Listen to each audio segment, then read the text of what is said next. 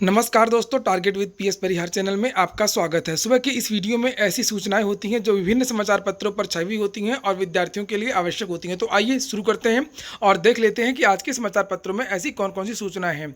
तो वीडियो को जल्दी से लाइक कर दें, शेयर कर दें। जिन छात्रों ने चैनल को अभी भी सब्सक्राइब ना किया हो तो जल्दी से सब्सक्राइब कर लें ताकि आप लोगों को भी इसी तरह की ऑथेंटिक अपडेट से मिलती रहें। आगे बढ़ने से पहले एक और जरूरी सूचना है कि अगर आप सिविल सर्विसेज की तैयारी कर रहे हैं, चाहे वो संघ लोक सेवा आयोग की परीक्षाएं हो, चाहे वो किसी स्टेट की पीसीएस की परीक्षा, तो आप ग्रेडअप पर जाकर के अपनी तैयारी पूरी कर सकते हैं। ग्रेडअप में बहुत सारे लाइव कोर्सेज भी उपलब्ध हैं और ऑनलाइन मॉक टेस्ट भी उपलब्ध हैं। अगर आप लोग डेमो क्लासेस देखना चाहते हैं, लाइव डेमो क्लासेस, तो उसकी जो लिंक है मैं डिस्क्रिप्शन बॉक्स में दे दूंगा। चलिए शुरू करते हैं आज की सूचनाओं को। सबसे पहली सूचना है उत्तर प्रदेश अधीनस्थ सेवा चयन आयोग की पीईटी के लिए और अन्य परीक्षाओं के लिए वन टाइम रजिस्ट्रेशन शुरू हो गया है। विद्यार्थियों को क्या सावधानियां बरतनी है, क्या चीजें हैं, इसके बारे में बहुत सारी जो सूचनाएं है वो आज के लगभग सभी समाचार पत्रों में दी गई हैं। लिखा भर्तियों के लिए अब एक बार ही पंजीकरण।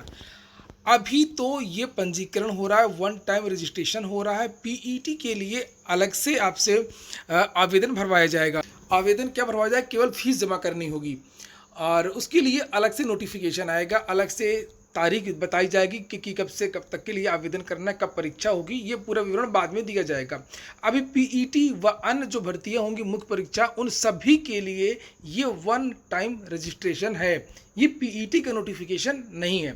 फिलहाल यहाँ पर लिखा कि उत्तर प्रदेश अधीनस्थ सेवा चयन आयोग की भविष्य में होने वाली भर्तियों के लिए अब सिर्फ एक बार ऑनलाइन पंजीकरण वन टाइम रजिस्ट्रेशन यानी ओटीआर कराना होगा। यह सुविधा निःशुल्क है। शुक्रवार को आयोग की वेबसाइट पर ओटीआर मॉड्यूल का लिंक उपलब्ध करा दिया गया। यह प्रक्रिया नियमित रूप से चलती रहेगी। इस व्यवस्था से अभ्यर्थियों को कई तरह की सहूलियत होगी।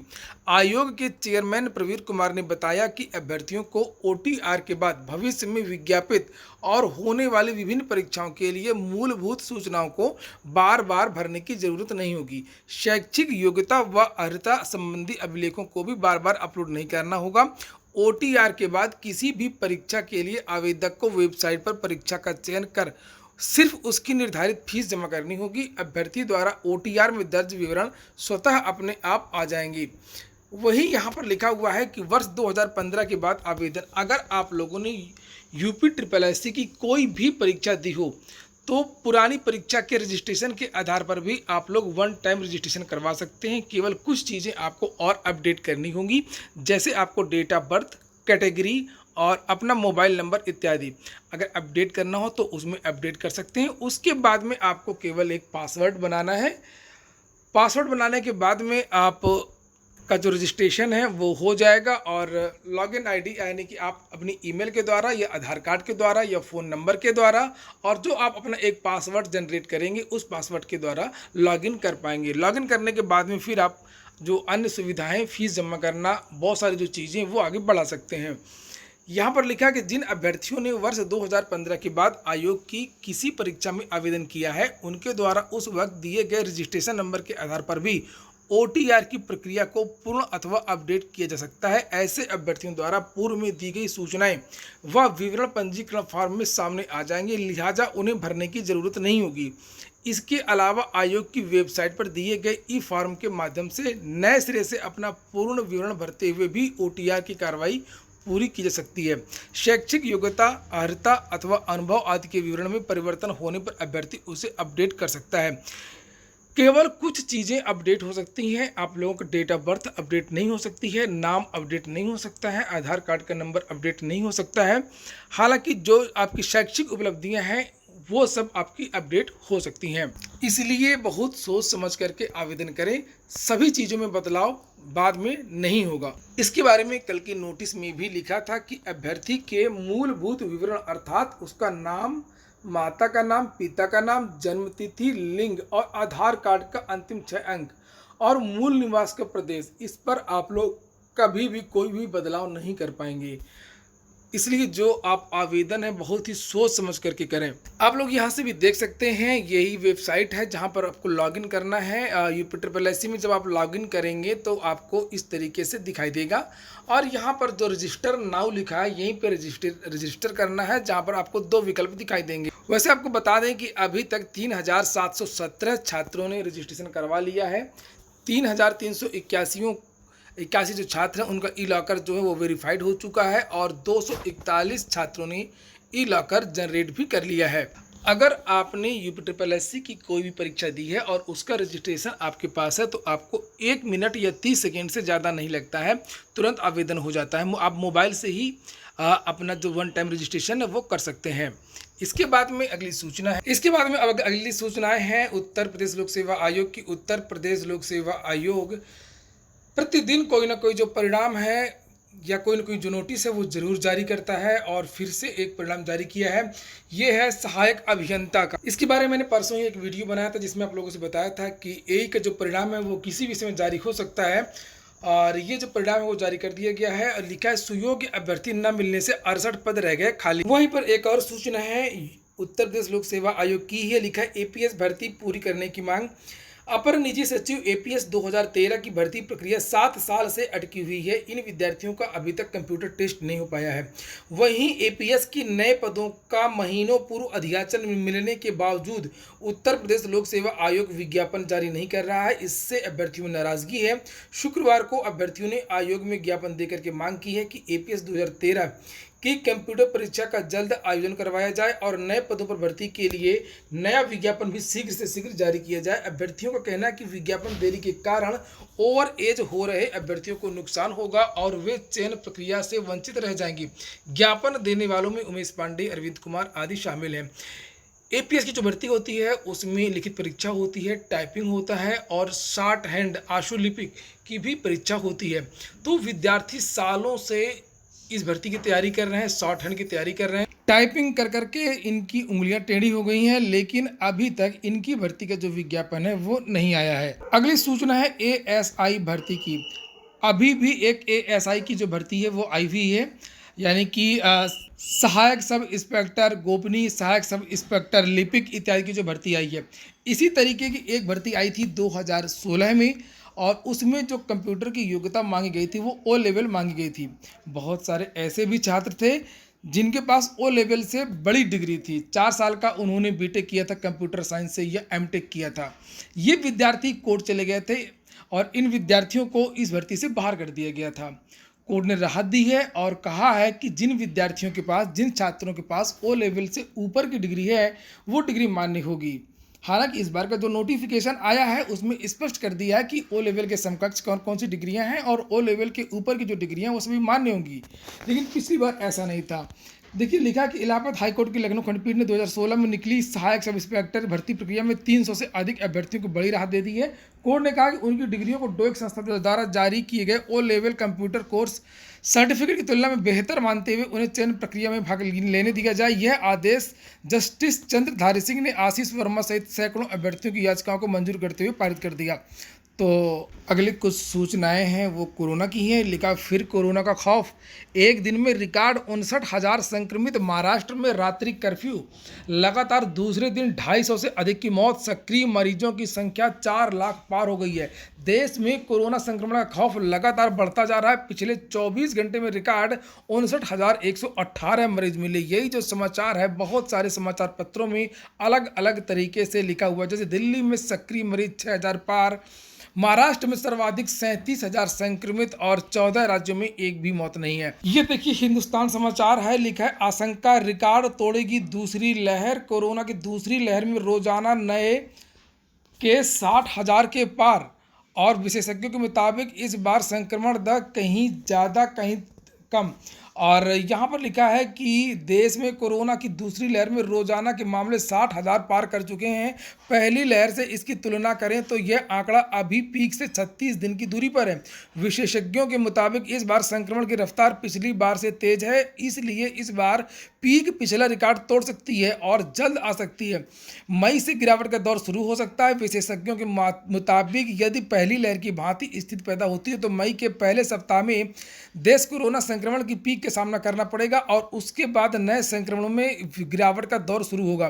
पिछले साल भी सितंबर के महीने में पीक आई थी और उसी के बारे में यहाँ पर लिखा हुआ है कि मध्य प्रदेश समेत 6 राज्यों में 80% मामले दर्ज हो रहे हैं। महाराष्ट्र और छत्तीसगढ़ में पाबंदियां बढ़ा दी गई हैं। केंद्र ने कहा कि राज्य जो है वो भीड़ को नियंत्रित करें और प्रयागराज में बैंक कर्मी समेत 45 नए मरीज मिले। एक सूचना पॉलिटेक्निक के बारे में भी समाचार पत्रों में दी गई है कि पॉलिटेक्निक के जो आवेदन है वो हो रहे हैं। 26 फरवरी से आवेदन शुरू है और लास्ट डेट 15 अप्रैल है। अगर जो लोग पॉलिटेक्निक के विभिन्न कोर्सों में आवेदन करना चाहते हैं तो वो लोग 15 अप्रैल के पहले आवेदन कर सकते हैं। अगली सूचना है पंचायत अधिसूचना की। कल सुप्रीम कोर्ट से राहत नहीं मिली और सुप्रीम कोर्ट ने कहा कि आप लोग हाई कोर्ट जाइए और फिलहाल अब कुछ भी बदलाव नहीं होगा। अधिसूचना जारी कर दी गई है। 2 मई को नतीजे आएंगे। बोर्ड की जो परीक्षाएं हैं वो टलना तय है और एडेड जूनियर हाई स्कूल की भर्ती की भी पूरी संभावना है कि वो भर्ती भी अब टल जाएगी, क्योंकि 19 अप्रैल को ही परीक्षा चुनाव है और 18 अप्रैल को परीक्षा है। लिखा है यहाँ पर कि प्रदेश के 75 जिलों में होने वाले चुनाव का कार्यक्रम घोषित, आचार संहिता लागू हो गई है।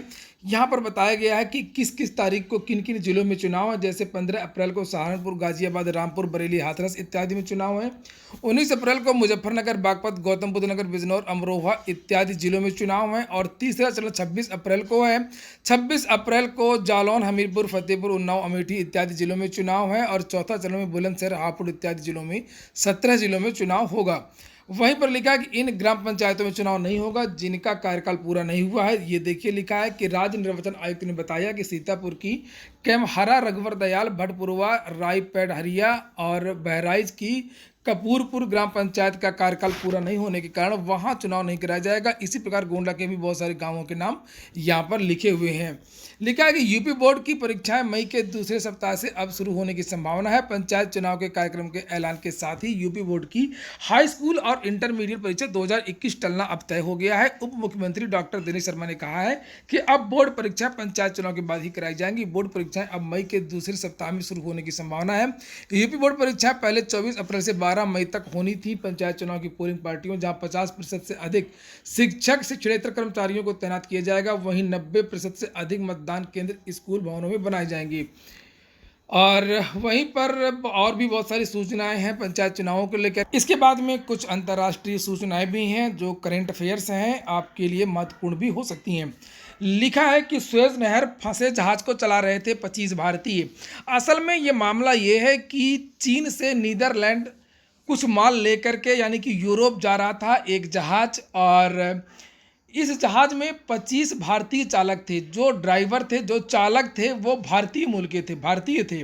और ये जो जहाज है वो एक सकरे रास्ते में फंस गया जिससे लगभग 200 से ज़्यादा जहाज फंस गए और पूरा जाम लग गया सुएज नहर में। आपको पता होगा कि सुएज नहर में बहुत सबसे ज़्यादा जो मालों की ढुलाई होती है और यूरोप से एशिया जहाज है वो आते हैं और जाते हैं। उसी रास्ते में भीषण जाम लग गया है और इतना बड़ा ये जहाज है कि अब वहाँ से इसको निकलना मुश्किल हो रहा है। लिखा है कि मिस्र की सुएज नहर में एवर गिवन, आप नाम याद रखिएगा ज़रूर, एवर गिवन कहाँ से कहाँ जा रहा था, मैंने अभी बताया आप लोगों को, चीन से जा रहा था ये नीदरलैंड, और ये जो जहाज है वो जापान का है। लिखा है कि मालवाहक जहाज फंसने से दर्जनों अन्य जहाज रास्ते में अटक गए हैं। फंसे जहाज के चालक दल में 25 भारतीय भी हैं। जहाज हटाकर नहर से यातायात सुचारू करने की कोशिशें तेज कर दी गई हैं।